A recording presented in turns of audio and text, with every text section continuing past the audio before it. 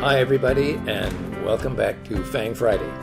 This is Ross Healy, the chairman of Strategic Analysis Corporation and a senior portfolio manager at McNichol & Associates Asset Management. This past week has been a week of kind of marking time for the FANGs.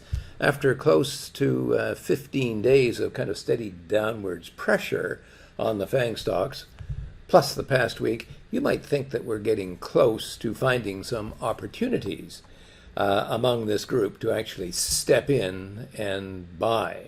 Unfortunately, this applies to only one of the FANGs as of today, and I don't actually really particularly care for this stock.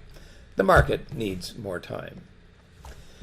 But before we take a close look at the charts, I do like to say thanks again to everyone who likes this video and all our subscribers. If you are a viewer and have not yet subscribed, just click the red subscribe button below the video. Okay, turning to the FANGs. Let's start off with Alphabet, and what can we say about Alphabet? It just continues to hang in nicely. You can see from the dotted line here, which is the fair market value, that there's been a nice sharp turn-up in the speed of the earnings forecast, and I am very comfortable after this breakout over its MSG price, a new 10-year high, that we are heading for the bubble price. I could say almost the same thing for Facebook, except that actually Facebook hit its high at its bubble price back in August of last year, had a good one breakpoint setback to the MSG price, that's 5.5 times book value, and appears now to be heading right back again to that bubble price. And of course, aided and abetted, look at that increase in the fair market value, aided and abetted by a nice strong increase in the earnings forecasts. Microsoft just continues to shuffle along its HB2. That's about all I can possibly say. This, of course, I refer to as sloppy trading, and this stock just does not seem to be able to get a kind of a head of steam when it breaks above the HB2. In fact, it's broken above twice and pulled back twice. However, it hasn't broken down. It's growing at about 13–14% per year, and I think we'll just hang in for the time being. Now, Amazon. I'm going to spend a little bit of extra time today concerning Amazon. Not the least reason for which, by the way, is that JP Morgan recently came out with a very optimistic forecast for the price of the stock, and I want to see just how reasonable that is. But looking at the stock in the very short term, first of all, I hope you can see that very faint dotted line there, which joins the tops of the price movement in Amazon for the past year. And what we've got here is a lovely channel. Here, let's go down and do the bottom. There, we have a lovely channel that would measure down to the HB2 price. And the question is this reasonable? Well, let's go and take a look at the long-term price and valuation movement of Amazon, and we'll see. Well, the last time that Amazon went into what I would call a consolidation move, okay, which was back here in July of 2018, the stock actually corrected, look at this, 1, 2, 3 breakpoints before it hit bottom on March the 23rd of 2020. If it were to do that again, okay, it would perhaps move the valuation of the stock all the way down to the HB1 price, which would be 10 times book value. The last time the stock was this low was way back here in 2011. However, short term, the HB2 target, which I have, was the bottom, of course, of the previous correction, and going all the way back to the correction before that in 2015. So that would be an area in which I would expect there to be a rebound. Now, JP Morgan is calling for a potential price movement of the stock of about 45% in the next year. And where would 45% take us? Well, just do a little bit of math and you'll see that it will take you almost perfectly to the HB4 price. Well, the stock's been there before several times, so that is a perfectly reasonable forecast. And given the fact that the stock or the company still continues to grow at about a 40% rate of the balance sheet, then I would say unless that changes, then that is a perfectly reasonable target. However, what in the short term, I want to wait for the HB2 to see what happens, and then we will make a judgment as to where the stock could go after that. NVIDIA, oh, look, NVIDIA, a perfect hit at its HB3 and a 16 times book, and they move up to its HB4. That's 20 times book. Couldn't really break through, tried to break through, but failed. And what we had here was what we call a good exposition of our 3% 5-day rule.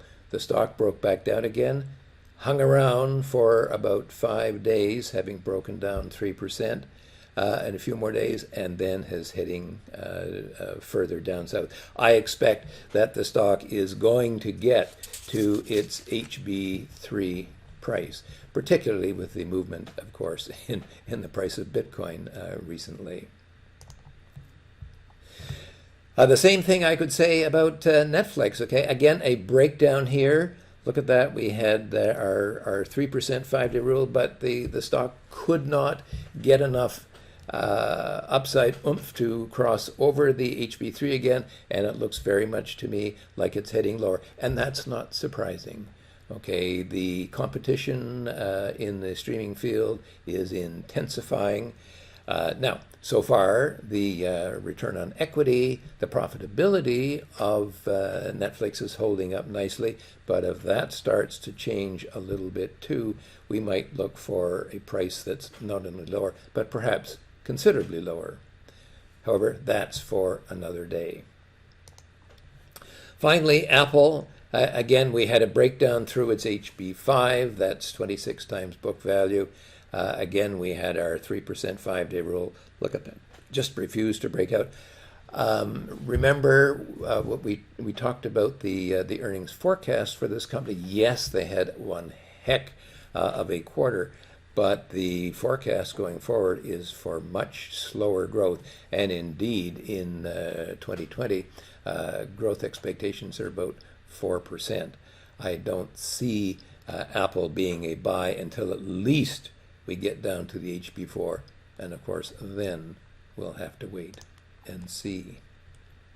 So, in summary, despite all the short-term weakness, Alphabet, Facebook, and Microsoft are safely in what I call my phantom FANG portfolio.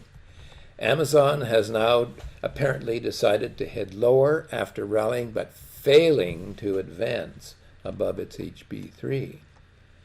NVIDIA has become a very sweet trading stock. It had met our upside target, but is setting back now with, in particular, the weakness in the cryptocurrencies. It's getting close to its HB3 again, and it's entirely possible that we are about to get another trade out of this stock, particularly if Bitcoin can finally find some sort of temporary floor.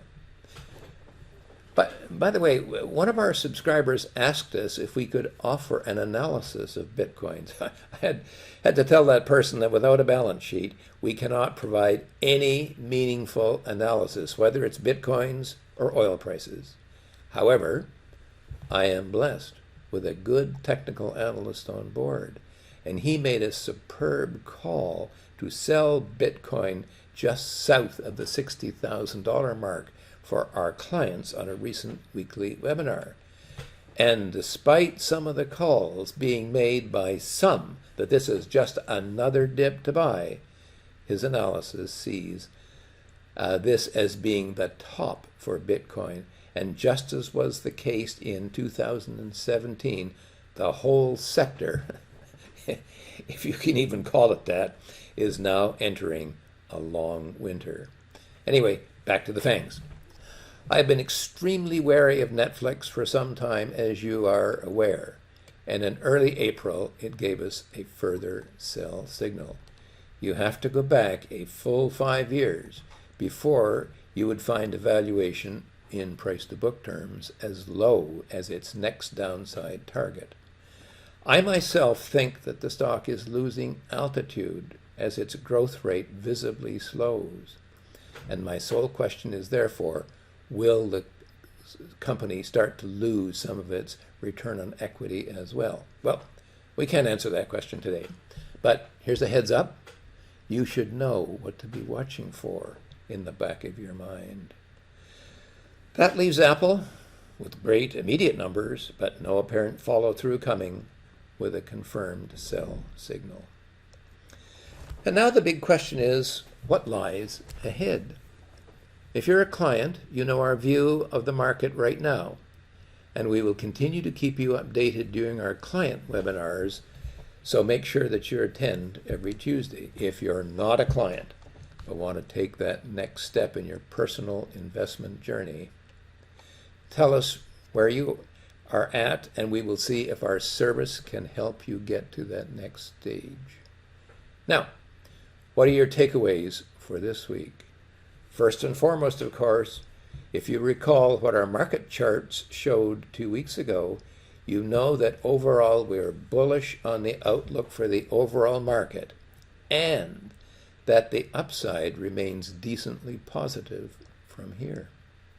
Even if values are extended, and a number of pundits and commentators are bewailing the current risks in the market, you should know that our database shows that we've been here before and that more is possible.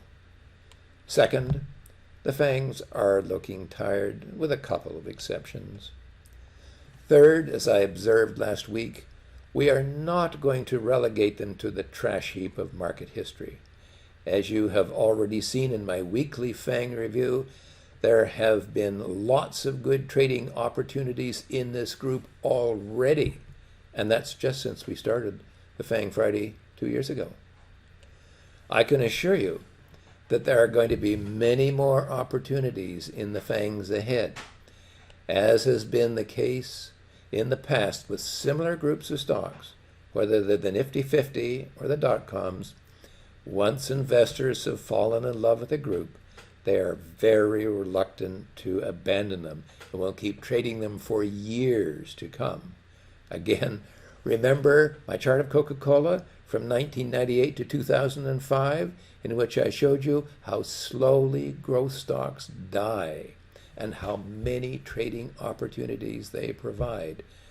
I expect to be analyzing the FANGs for years, and you can be making a lot of money from this group as well. Anyway, for now, this has been Ross Healy, the chairman of Strategic Analysis Corporation and a senior portfolio manager at McNichol & Associates, reminding you that nothing, including investing, is difficult if you have the right tools. I'll see you next Friday.